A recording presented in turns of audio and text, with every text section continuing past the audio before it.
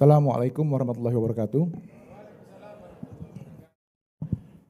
Bismillahirrahmanirrahim. Wa bihi nasta'in ala umuridnya waddin. Salatu wassalamu ala Rasulillah wa ala alihi wa sahbihi ajmain amma ba'd.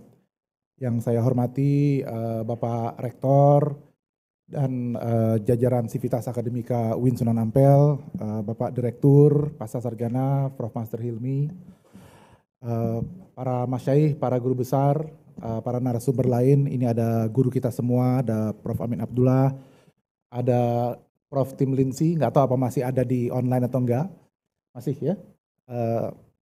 Saya dengan Prof. Tim Lindsay itu ketemunya di Melbourne, makanya sekarang pasti dia heboh. Saya datang tatap muka, beliau lewat online. Saya bisa makan rawon, beliau enggak gitu ya.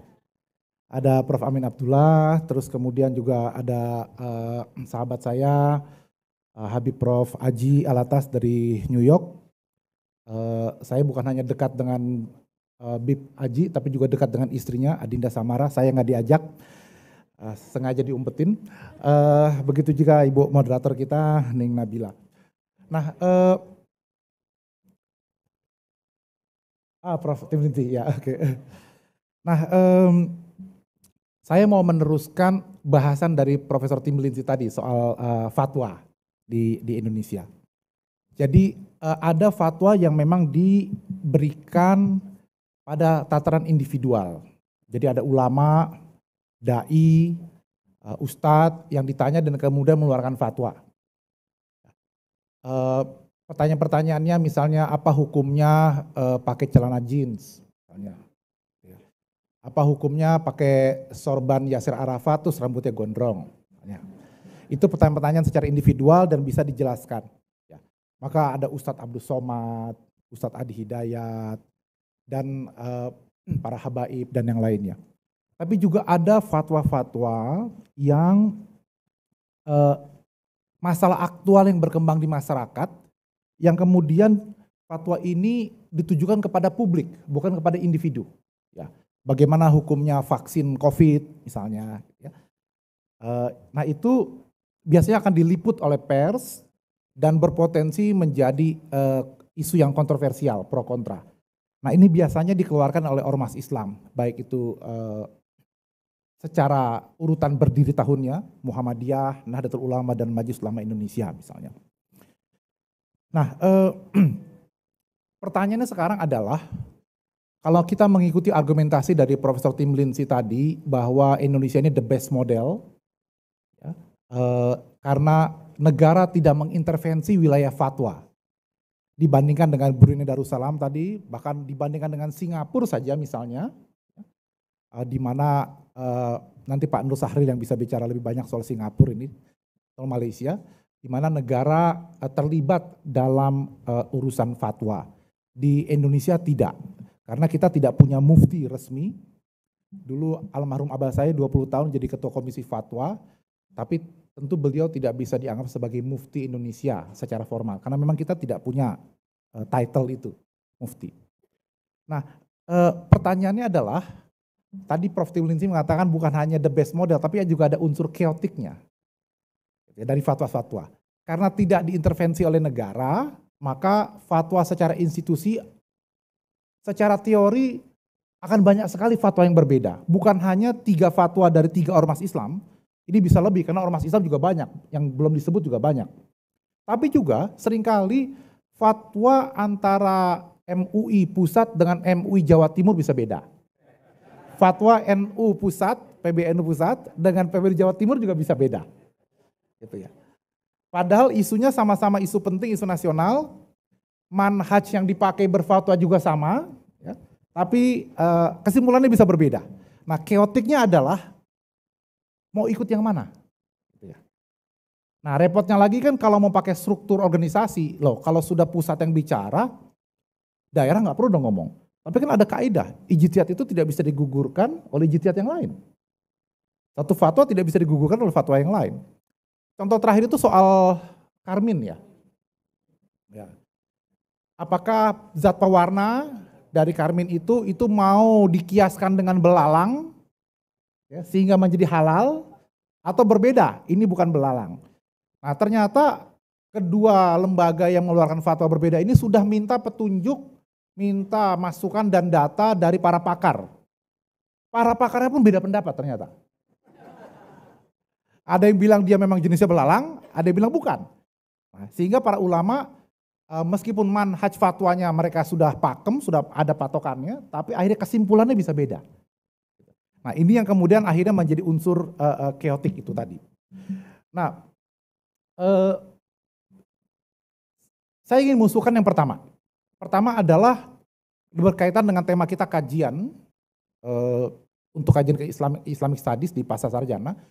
Mungkin juga para ulama kita, baik yang individu maupun yang di ormas, mungkin harus menahan diri juga agar tidak terlalu GR.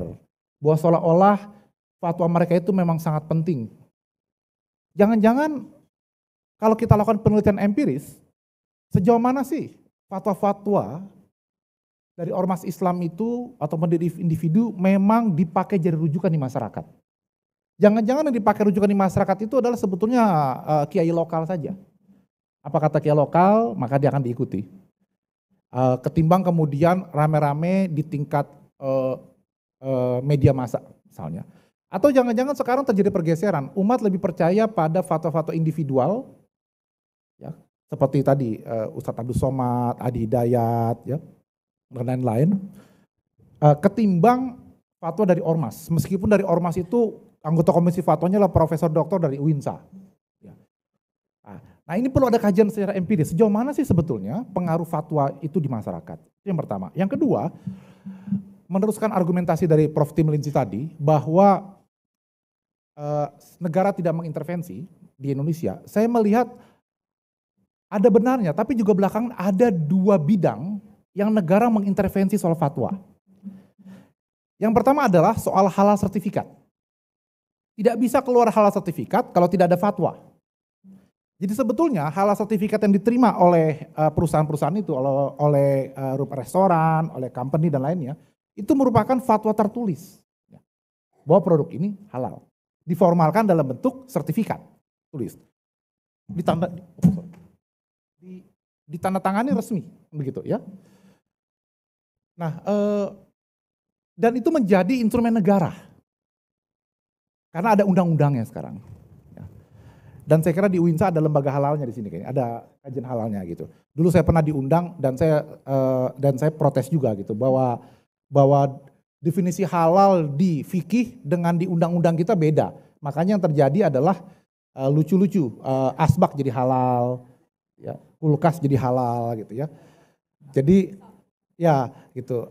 Jadi sudah bukan hanya tidak ada sertifikasi toib, kita cuma halal saja gitu. Pada Quran kan halal dan toib, tapi juga tidak bisa dibedakan antara halal dengan suci. Mungkin maksudnya nih suci, tapi yang dipakai istilahnya itu halal. Ya, sehingga kesannya orang bilang halal asbaknya kok dimakan gitu kan. Lemari esnya kok dimakan gitu. Padahal maksudnya suci misalnya. Tapi itu jadi problem. Nah, terlepas dari itu bahwa negara ternyata terlibat dan ada unsur mau memaksa, mewajibkan untuk kemudian orang company, perusahaan, restoran segala macam UMKM untuk punya halal sertifikat. Jadi ada juga gitu unsur negara terlibat. Itu yang pertama. Yang kedua, yang selalu ramai dan berulang tiap tahun adalah sidang isbat. Ya. Jadi memang kita ini ternyata Prof. Tim Lindsay dua hal yang negara terlibat, yaitu masalah halal dan hilal. Gitu ya. Urusannya ini gitu ya. Ya. Nah, ini biar quotable gitu kan ya. Malum saya kan influencer di medsos gitu. Jadi ternyata nanti akan muncul media gitu. Ternyata dua hal yang negara mengintervensi soal fatwa. Halal dan hilal. Gitu. Nah, di belakang penentuan sidang isbat itu ada fatwa. Ya, MUI mengeluarkan fatwa, Muhammadiyah punya fatwanya juga, NU juga punya fatwanya. Ya. Nah, bagaimana mengkompromikannya? Dibuatlah sidang isbat lewat keputusan Menteri Agama. Saya pernah bikin artikel dan saya mengusulkan sebetulnya harusnya jangan Menteri Agama, tetapi Ketua Mahkamah Agung. Karena apa? Karena apakah hilal terlihat atau tidak itu kan sudah diverifikasi oleh pengadilan agama, kesaksiannya. Maka seharusnya mengambil keputusan juga Ketua Mahkamah Agung. Sehingga kemudian berlakulah kaidah hukumul hakim ilzamun wa yarfa'ul khilaf gitu. Tapi dulu itu di masa Orde Baru, pengadilan agama itu di bawah Kementerian Agama. Sekarang sudah pindah ke Mahkamah Agung. Tapi sidang isbatnya, palunya masih di Menteri Agama. Gitu. Padahal harusnya pindah juga palu sidang isbat itu ke Mahkamah Agung. Sehingga tidak jadi masalah Menteri Agamanya dari NU kah, dari Muhammadiyah kah gitu. Tapi ini kalau Ketua Mahkamah Agung kan jelas gitu. Apalagi ada ketua muda bidang peran agama misalnya. Nah, tapi terlepas dari itu, pertanyaan berikutnya sekarang adalah, ini topik terakhir, saya tadi janji sama Ning Nabila, moderator, saya 10 menit aja bicara. Karena Ning Nabila tadi gelisah, Prof. Amin Abdullah ini ngomongnya sudah melebihi. Saya bilang nggak boleh di stop, biar saya yang mengurangi waktu saya. Saya bilang gitu ya. Jadi saya bocorin Prof, kalau mau marah Prof. Gitu. Karena Ning Nabila beraninya ke saya, ke Prof. Amin Abdullah nggak berani. Ya. Nah, pertanyaannya begini sekarang. Oke, ini terjadi perbedaan. Hilal, halal. Dan diintervensi oleh negara.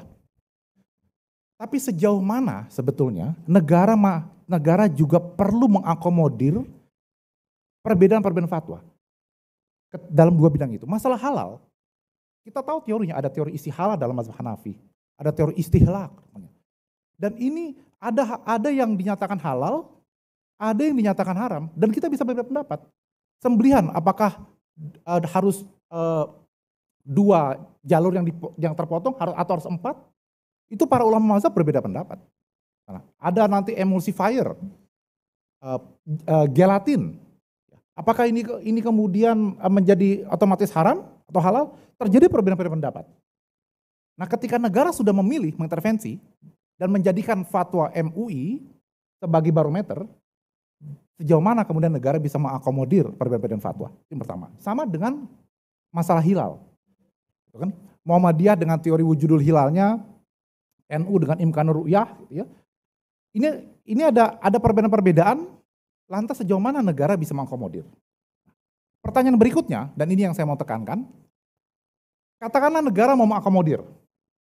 Ya. Artinya kalau ada orang kemudian dia memilih untuk membeli makanan, bukan di restoran yang ada sertifikat halalnya. Kalau di Singapura atau di Malaysia, by law, ya, sesuai dengan aturan, penjual itu tidak boleh menjual kepada konsumen muslim kalau dia tidak punya halal sertifikat. Nah, makanya pernah ada kejadian, waktu itu istri saya mau beli Black Forest, kue Black Forest, ya. BlackBerry udah nggak ada, sekarang udahnya iPhone. Mau beli Black Forest, di mana Black Forest itu ada RAM-nya, ya, alkohol. Nah, kemudian beli ke toko roti, orangnya bilang kita nggak bisa jual ke kamu karena kamu pakai jilbab, kamu muslim dan kami nggak ada halal sertifikatnya. Itu di Singapura. Terus saya bilang ke istri saya, yaudah kamu tunggu aja saya masuk ke dalam. Karena saya kayak Cina, jadi saya nggak dianggap muslim. Tanya. Jadi kemudian dikasihlah ke saya, ini loh Black Forest-nya. Terus saya bilang ke istri saya, ini Black Forest-nya. Loh kok bisa? Terus tapi ada RAM-nya. Loh ada yang bilang itu haram, ada yang bilang itu halal. Saya pakai mazhab Hanafi mengatakan itu halal RAM. Nah, tapi itu kan tidak bisa diakomodir oleh pemerintah Singapura tadi. Karena tidak ada fatwa dari MUIS ya, Majelis Ulama Islam Singapura, yang membolehkan Black Forest pakai RAM. Nah, sejauh mana kita mengakomodir perbedaan itu? Nah, dan juga pertanyaan berikutnya adalah, sejauh mana fatwa-fatwa yang berbeda itu bisa difasilitasi oleh pemerintah.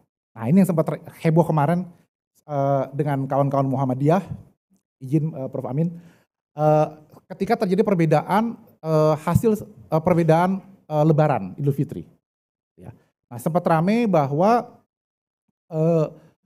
kawan-kawan Muhammadiyah merasa kenapa tidak boleh pakai lapangan punya Pemda di beberapa kota, gitu kan?